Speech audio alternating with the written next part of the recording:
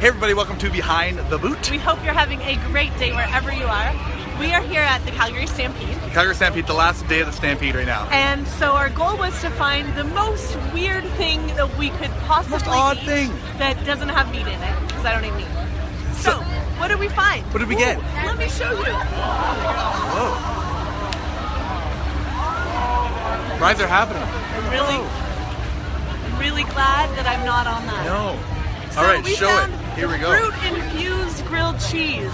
Fruit-infused grilled cheese. Do you think there's real fruit? It was only $12. What a deal! You gonna take a bite? I don't know. I'll take a bite. I'm taking the pink Okay. bite. Oh. Real bite. Strawberry. Well, Oh, it's actually horrible. that was horrible.